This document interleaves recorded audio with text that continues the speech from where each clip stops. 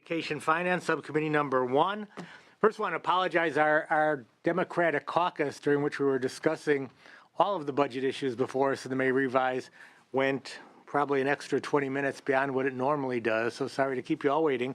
I'm sure Senator Allen will be joining us shortly. He also was at the caucus until just moments ago. A couple of announcements before we begin. The K-12 issues, we're going to have a Prop 98 overview today, but we'll be doing K-12 issues in much more detail tomorrow. So those of you who are here to comment on K-12 issues, you're welcome to obviously stay and add to public comment, but we're going to be really going in much more detail on that tomorrow. Today is really just the overview, except for, of course, Commission on Teacher Credentialing. So we've got two information issues first. Then we will move into some vote-only items. After that, we will deal with CTC items, issues 4 and 5 on our agenda, and that will be it for the K-12 items for today. But again, much more detail tomorrow. With regard to higher education, with regard to Part B of our agenda, the first 4 items dealing with libraries will be put over until tomorrow. We will be discussing those and voting on them tomorrow. They're vote-only items right now, but we're going to be having some further discussion before we actually bring those to a hearing, so they'll be agendized tomorrow. So issues 1 through 4 on Part B of the agenda you can scratch for today.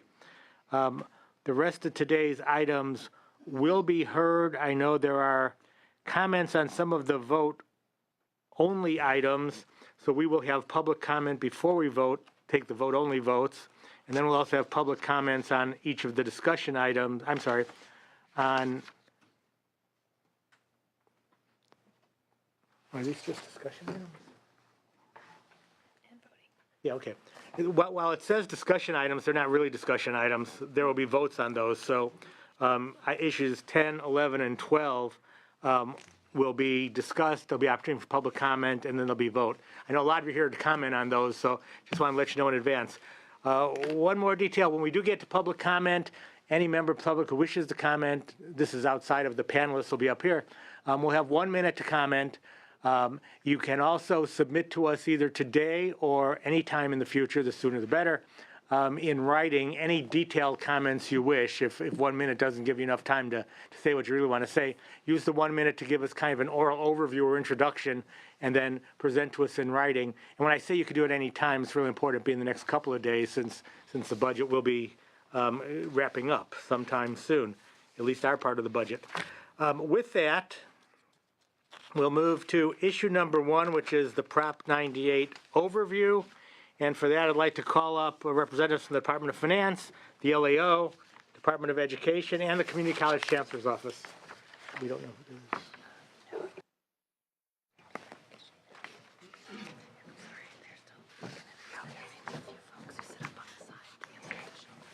And if we have more than 4 people, additional supports can sit on the side. So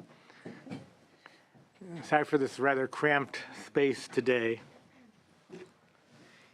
And we will begin our Prop 98 overview with a discussion from the Department of Finance. Good afternoon, Lisa Mrzinski with the Department of Finance. I have a handout, a one-sheet handout that I believe is going to be passed out. You may already have a copy. We don't quite yet. Oh, here it comes, sorry.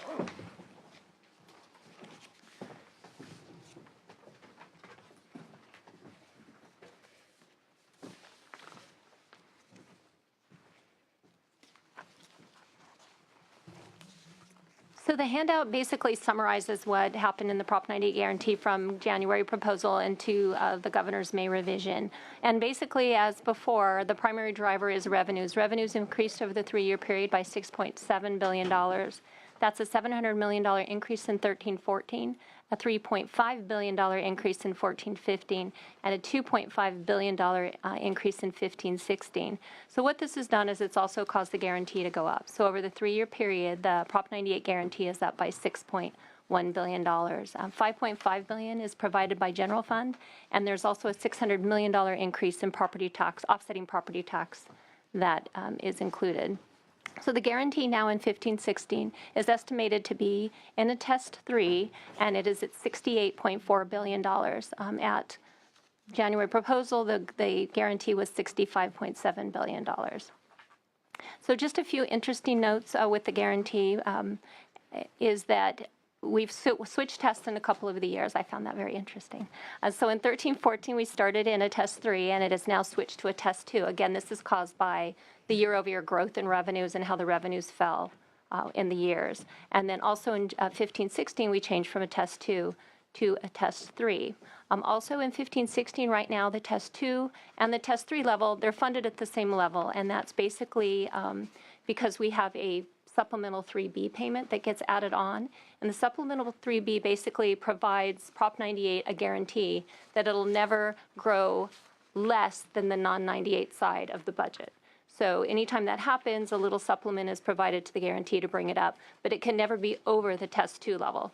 So basically that supplement is capped at the test 2. So right now test 3 and test 2 are equal in 15-16. Another interesting fact is spike protection is again in play in 15-16. Spike basically prevents the guarantee after a test one year from rising too much. It caps it at 1.5% of prior SAL general fund revenues in 14-15.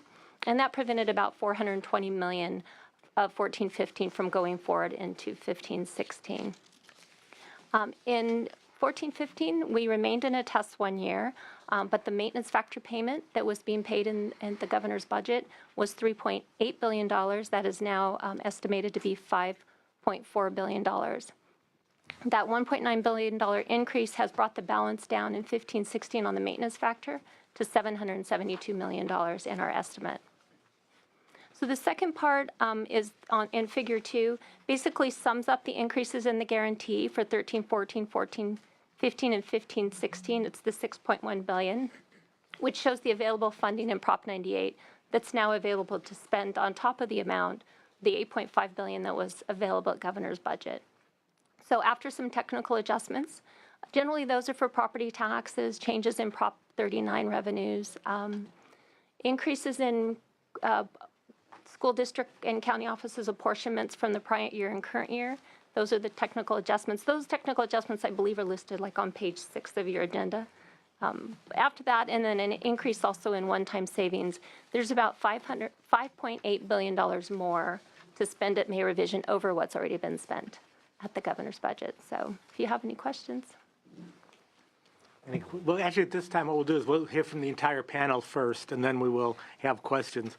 So we will move now to the Legislative Analyst's Office. Good afternoon, Edgar Cabral with the Legislative Analyst Office. And we also had a handout that I think was passed out. And I think Finance went through their May revision, so I think I would just focus on page 2 of our handout on our LAO Prop 98 forecast. Just to give you a sense of how our numbers compare, this is something that was published. We published this an analysis of the Prop 98 sections of the May revision yesterday. And we walked through and did a forecast of the minimum guarantee through 17-18. And so you can see, if you look at the bottom part of that chart, shows you the differences between the governor's and the governor's estimates in the May revision and our LAO forecast. For 13-14 and 14-15, our revenue, our guarantee is very similar. So only $5 million different in 13-14, and then we are slightly higher, $172 million in 14-15.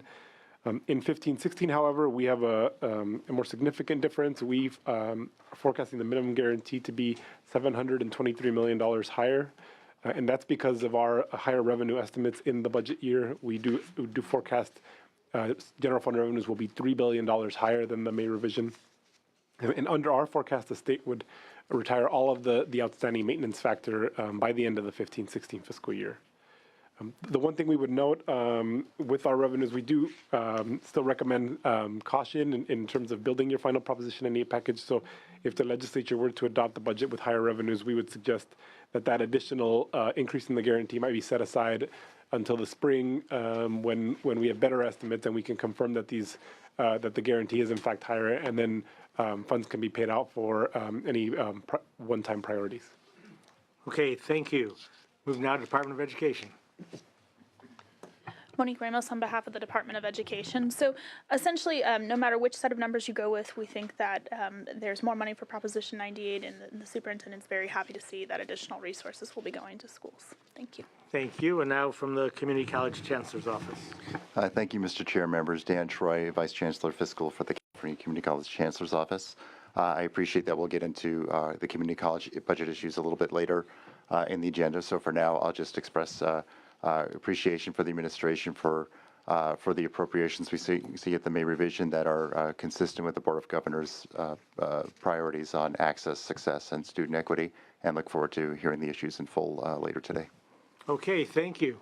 Okay, committee members, this is a time for general questions on Prop 98, if anyone has any. Okay, I got a couple. The earned income tax credit, which of course isn't part of 98, but how will that affect future years, affect the guarantee for 98? So in our initial projections, there was a slight change using the earned income taxes as we move out, but mostly the revenues, impact your test 3 years slightly. But because Prop 98 is kind of based on this year-over-year change, and you're using your prior year as a base, there's not a lot of impact because the earned income tax credit occurs in a year where it doesn't change the guarantee. So going forward, there's not a lot of change in the guarantee from that tax credit. Thank you, that's helpful. My only other question really on this initial overview, every year the Department of Finance and LAO have, at least the last few years, seemingly very different revenue estimates.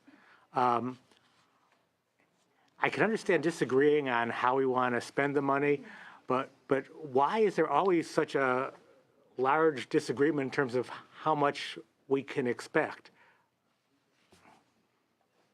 I can try to take that. I think, and I think in talking with our economists in our office and our office in finance talk a lot about what the assumptions are, and I think our economic forecasts are not that different in terms of what we see is going on in the economy in the next few years. I think that the main difference becomes based on that economic forecast, how much revenue do we think the state will receive? And I think the biggest point of difference is in estimate of revenues from capital gains. So I think, and this has become particularly important as we've adopted Prop 30, where we are taxing higher income earners who get a larger percentage of their income tends to come from capital gains. Our offices, although we have similar estimates of what's going on in the economy more broadly, we don't have similar estimates. There are differences in how much of that will be coming from capital gains and how much then that will affect the state bottom line. So that's where I think, especially this year, I know that this year, and I think in last year and in other recent years, that's been one of the big pieces where there's uncertainty, and a lot of that can be affected by the stock market and projections about what's going on in the stock market. Would finance agree with that assessment? Yes, I would agree. The biggest difference is with the cap gains estimates. And do we have any trend over the last few years in terms of whose projections are more accurate? I wouldn't say that there's a particular trend, and I would also say that over the past 3 or 4 years, we've been higher than finance, but just a couple, in the Schwarzenegger years, I think we were always lower than finance. Well, I don't care so much, really. I really don't care who's higher and who's lower. I care who's more accurate. Is there a trend as to who's more accurate? I don't think that we've done that analysis. I would say this year we were both very, very wrong. Unfortunately, revenues are much. We had a much more optimistic projection in November, and even that has turned out to be a lot lower than what we're seeing now in the May revision. All right. Okay. Well, thank you. If there are no other questions on the general Prop 98 overview, we will move now to the K-12 May revision program changes. And for that, we excuse the community colleges.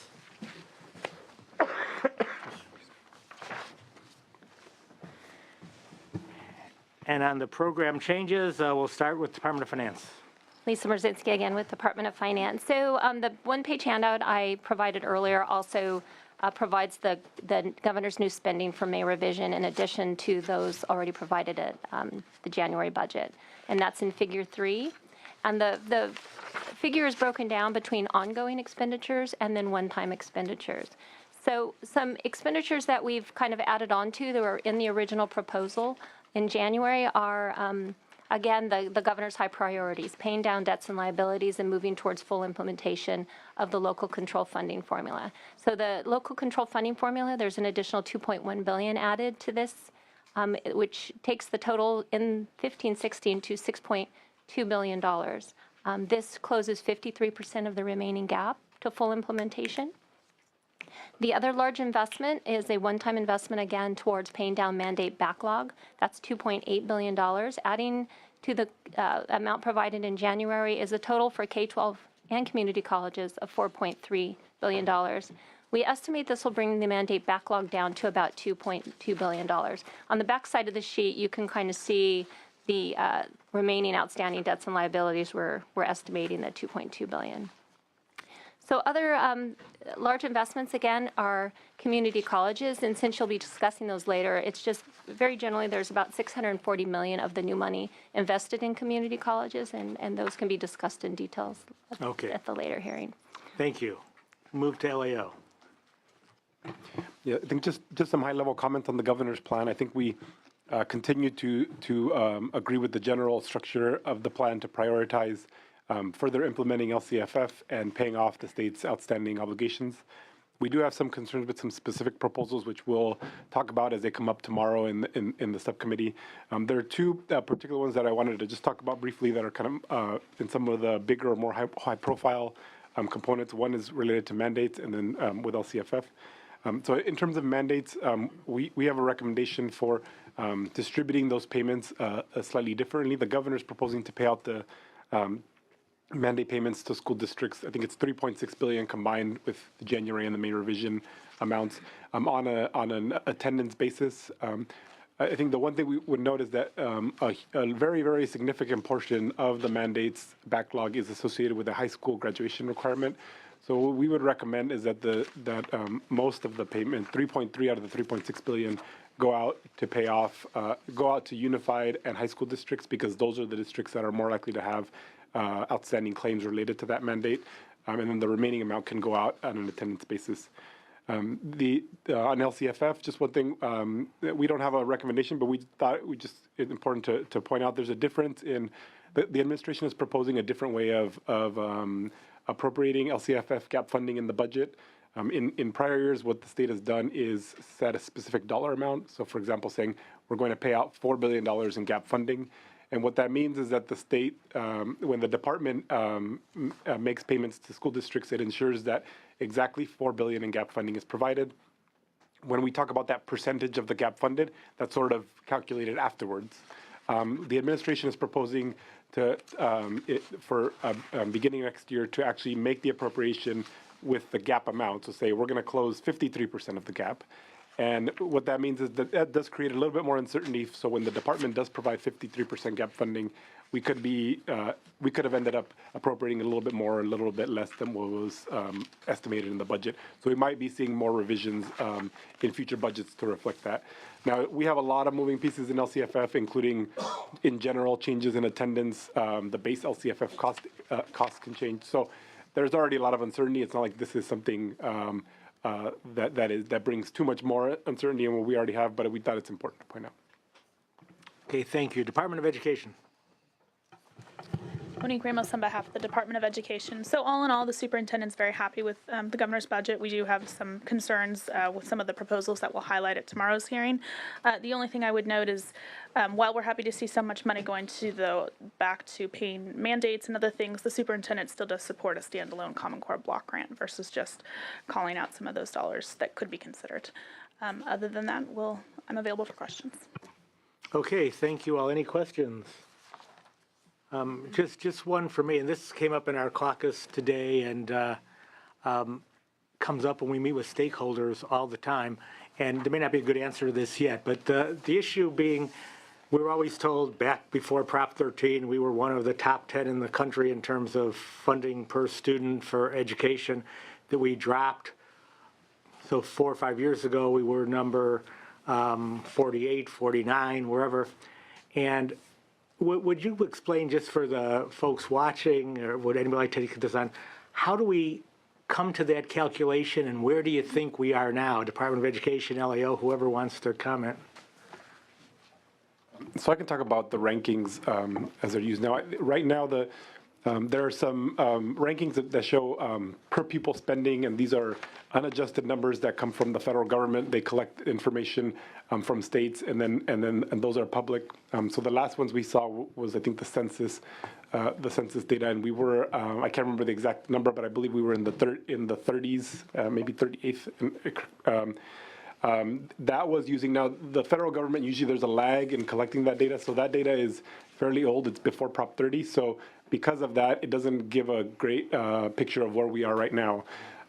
Those numbers that are released by the federal government are then often used, and Education Week has some high-profile rankings where they take those numbers and they try to adjust them for the cost, differential costs across the country, so that if you're in a high-cost area, maybe that spending amount isn't worth the same amount. And those are the numbers where we moved to 45th in the country. I think at some point we were 50th.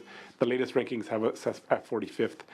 And the latest rankings are 2 years old about? Or? Well, the latest rankings, I believe, use I think it's 11, 12 data. So that's the year before Prop 30. So again, because of that, those rankings don't give you a good sense of what's happening right now.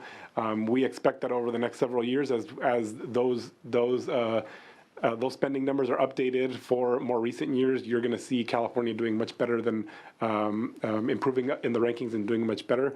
But it's difficult to say now at this point how much that improvement will be. Before the recession, the state in unadjusted numbers was in the 20s. I believe it was like 23rd. So the state hasn't always been sort of at the bottom. In unadjusted terms, has been sort of near the middle of the pack. When you do adjust those down, usually they end up kind of closer to 30. But we would expect improvement in those numbers as they're released in future years. Now, is it possible for us, because we are and as many offices we have, instead of depending on Education Weekly, to get kind of real-time information from Finance and the Department of Education, the LAO together? I mean, I know we've got to see how other states budget before we can tell where we rank. But it would seem that's something that somebody in some of these offices could do and not have to have data that's 4 years old. Is that, am I right or am I wrong about that? Well, I think the challenge would be, and I think if we could, I don't know how difficult, it probably would be a challenge to make sure we can collect all 50 states, all information. We definitely could, if there was some work, there could be some work done to collect up to 13, 14. But even then, in 14, 15, we're still in the middle of that year, so I don't know how what kind of good information we have right now for other states. I think that's always the challenge, is trying to make sure that you have the final data and not using kind of a proposed budget or a recently enacted budget without taking into account changes. Okay, appreciate the response. If there are no other questions on this topic, I'd like to thank and excuse this panel. And now we'll move to issue 3, which are proposed vote-only items. And I'd like to see those items appear on pages 8 and 9 of your agenda, which you should all have. Now, I know a number of people are here for public comment. I'm not sure if any of you are here to comment on any of these vote-only items before we vote. Is there anybody who wishes to comment on any of these vote-only items? Just raise your hand if you're here for any of these items on pages 8 and 9. They're pretty specific items relating to the Commission on Teacher Credentialing. Seeing none, we'll move to a vote on these 4 items. And I'll ask the Secretary to please call the roll. Or first of all, read the motion and call the roll. Oh, well, first of all, are there questions to any of the members? I have questions. So okay. This is my first vote-only item, so do I have an opportunity for questions? Yeah, if you want, sure. I'm just curious. I mean, we don't have any, let me say, we don't have a panel here because we've already heard the information on all of these, so the opportunity's been there to ask questions on these items in the past when CTC was here in front of us or others. So we can ask questions, and if it's regarding staff's recommendation, staff can answer the questions. Or we could call up people if we have to, so go ahead. Okay, well, just 2 thoughts. Okay. Mr. Chair, one is that I was not here That's right, Jerry. when CTC was here, so Yeah. I apologize. No need to apologize. I'll try to get elected You sooner. should have been elected sooner, Or, you know, if there are questions, who's here from CTC? Kim? If there are questions that you can answer, if you'll come up, go ahead. Okay, the first one is that this is a fee-driven agency. Is that correct? A special fund agency that should be fully funded by dues, fees, or some other charges, is that correct? Kimberly, this is Mary Sandy. Yes, hello. Mary's the Executive Director of the Commission on Teacher Credentialing. Thank you for being here, Ms. Sandy. Happy to be here, happy to answer your questions.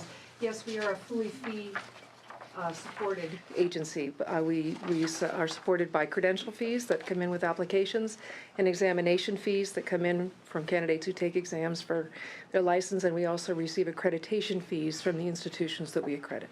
And so then, why are we providing $5 million to your budget then? What is, help me out if you're, So the proposal's in the budget for $5 million for, thank you. Mayor's Department of Finance. Would you like to answer that question? I will. Well, I'll turn that over to Finance. Kimberly Leahy, Department of Finance. The governor proposed to provide this general fund money in an effort to improve teacher quality.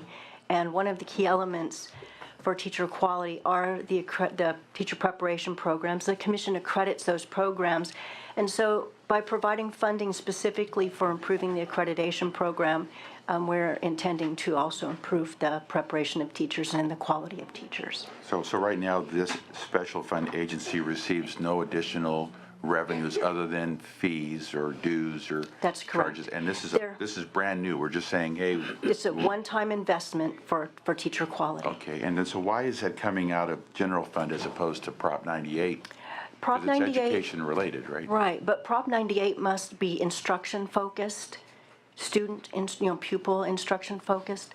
And since this is actually teacher preparation, it has to be funded with general fund, non-Proposition 98 general fund. Okay, 'cause- It's a restriction of constitutional restriction of Prop 98. It seems that the growth is happening in Prop 98, so I'm just confused as a Right. new person. So it seems like we're squeezing our general fund, non-Prop 98. And so why are we feeling good? What's the governor thinking? I think that the governor would like to have provided more, but this is, we're trying to address many issues within the budget, and this was what he felt he would provide at this time for teacher quality. Okay. Thank you, Mr. Chair. Thank you, Kimberly and Mary. Thank you, Senator Murlock. And I do apologize because you weren't here for the earlier meeting, so it's good you had this opportunity. Thank you. And with that, I'll ask the Secretary to please read the motions and call the roll. This is on items 1 through 4. Motion is to adopt staff recommendations on items 1 through 4 as provided in the table on pages 8 and 9. Senator Block, Aye. Senator Allen, Aye. Senator Morlock. No.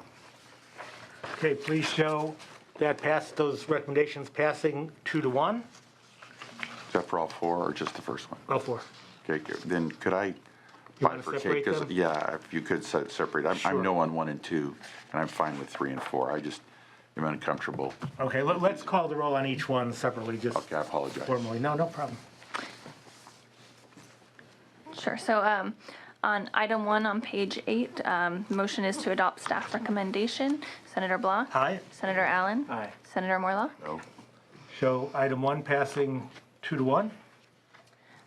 On item number 2 on page 8, motion is to adopt staff recommendation. Senator Block. Aye. Senator Allen. Aye. Senator Morlock. No. Show item 2 passing 2-1. And item number 3 on page 8, motion is to adopt staff recommendation. Senator Block. Aye. Senator Allen. Aye. Senator Morlock. Aye. Show that passing 3-0. And finally, item number 4 on page 9, motion is to adopt staff recommendation. Senator Block. Aye. Senator Allen. Aye. Senator Morlock. Aye. Show that passing 3-0.